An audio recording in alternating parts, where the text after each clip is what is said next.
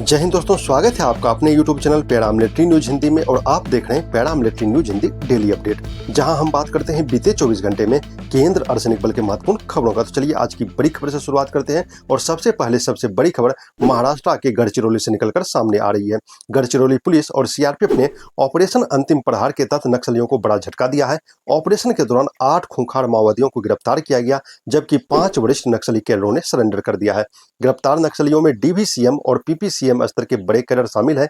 इन पर कुल 64 लाख रुपए का इनाम घोषित था। सुरक्षा बलों ने भारी मात्रा में हथियार बरामद किया है, साथ ही 65 लाख रुपए नगद भी बरामद किए हैं, जिसे सुरक्षा एजेंसियों भविष्य के हमलों के लिए जमा फंड बता रही है। पुलिस के अनुसार अब गढ़चिरौली जिले में माओवाद लगभग खत्म होने की स्थिति में पहुंच गया है। 2025 से अब तक 137 माओवादी सरेंडर कर चुके हैं। यह ऑपरेशन दंडकारण्य क्षेत्र में नक्सल नेटवर्क के लिए सबसे बड़ा झटका माना जा रहा है। अब बात पश्चिम बंगाल की। पश्चिम बंगाल विधानसभा चुनाव के बाद केंद्र सरकार ने सीएपीएफ कंपनियों की चरणबद्ध वापसी शुरू कर दी है। पहले चरण में लगभग 100 कंपनियों को वापस बुलाया गया है। चुनाव के दौरान राज्य में सीआरपीएफ, बीएसएफ, सीआईएसएफ, आईटीबीपी और एसएसबी की कुल 500 से अधिक कंपनियां तैनात थी। सबसे खास बात यह रही कि चुनाव के समय लगभग 2400 कंपनियों की रिकॉर्ड तैनाती की गई थी। चुनाव के दौरान 4000 से ज्यादा बुलेट प्रूफ वाहन, क्विक रिस्पॉन्स टीम और डीजी रैंक के अधिकारी खुद मैदान में मौजूद है। अब सुरक्षा स्थिति सामान्य हो जाने के बाद धीरे धीरे फोर्स की वापसी की जा रही है। अब एक पहल की खबर आ रही है। पश्चिम एशिया संकट के बीच प्रधानमंत्री नरेंद्र मोदी की ईंधन बचाने की अपील का असर अब सीएपीएफ बलों में भी दिखाई देने लगा है।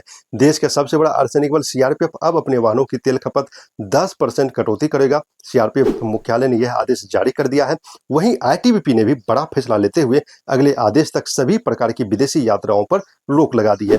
अब किसी भी अधिकारी को पर्यटन या निजी कारणों से विदेश जाने की अनुमति नहीं मिलेगी। यह आदेश आईटीबीपी की सभी यूनिट, अकादमी और ट्रेनिंग सेंटर पर लागू होगा। अब बात सीआईएसएफ की। सीआईएसएफ में प्रशासनिक फेरबदल के तहत उप कमांडेंट राजेश कुमार को पटना एयरपोर्ट की सुरक्षा की जिम्मेदारी सौंपी गई है। राजेश कुमार इससे पहले बोकारो स्टील प्लांट यूनिट में स्टील गेट जोन के प्रभारी थे और अपनी सख्त सुरक्षा व्यवस्था के लिए जाने जाते हैं। वहीं पटना एयरपोर्ट में तैनात वेंकटा दुर्गा प्रसाद का तबादला सीआईएसएफ रिजर्व बटालियन 2 रांची कर दिया गया है। दिल्ली मुख्यालय से जारी आदेश में दोनों अधिकारियों को जल्द नई पोस्टिंग ज्वाइन करने के लिए कहा गया है।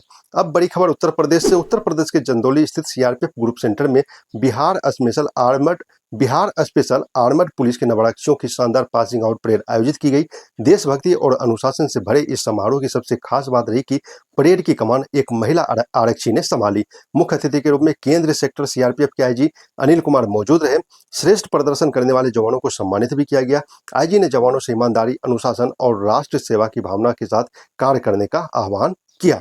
अब बात सीआईएसएफ की। दिल्ली के आईजीआई एयरपोर्ट पर सीआईएसएफ ने बड़ा joint counter terror mock exercise आयोजित किया। यह ड्रिल डीआईजी और सीएएसओ कासो एएसजी दिल्ली की निगरानी में हुई, जिसमें कई एजेंसियों ने हिस्सा लिया। ड्रिल में शामिल रहे CISF, Delhi police, NSG, BDDS, DFS, DIL, BCAS और एएआई। इस मॉक एक्सरसाइज का मकसद था रियल टाइम संकट प्रतिक्रिया की जांच करना, एजेंसियों के बीच बेहतर तालमेल बनाना और एयरपोर्ट सुरक्षा को और मजबूत करना। सीआईएसएफ ने कहा कि देश के एयरपोर्ट की सुरक्षा को लेकर फोर्स पूरी तरह सतर्क है और तैयार है। अब एक दुखद खबर उत्तराखंड से आ रही है। उत्तराखंड के पिथौरागढ़ से दुखद खबर सामने आई है।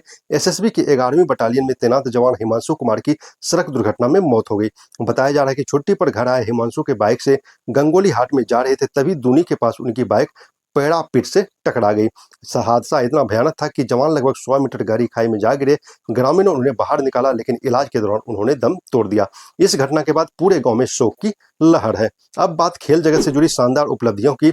एसएसबी के महिला हेड कांस्टेबल करीना कौशिक ने मकाऊ, चीन में आयोजित 11वें सैंडा वर्ल्ड कप में ब्रॉन्ज मेडल जीतकर देश और फोर्स का नाम रोशन किया है।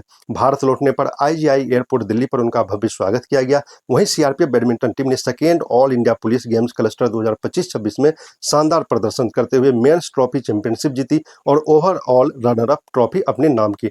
टीम ने रिकॉर्ड 22 मेडल जीते, जिसमें 11 गोल्ड, 6 सिल्वर और 5 ब्रॉन्ज शामिल हैं। सीआरपीएफ ने एक बार फिर साबित कर दिया कि फोर्स सिर्फ सुरक्षा नहीं बल्कि खेलों में भी देश का नाम रोशन कर रही है। तो दोस्तों, ये थी केंद्र अर्धसैनिक बल से जुड़ी हुई महत्वपूर्ण खबरें। इसी तरह की खबरें तथा अन्य अपडेट के लिए चैनल को सब्सक्राइब जरूर करें। जय हिंद।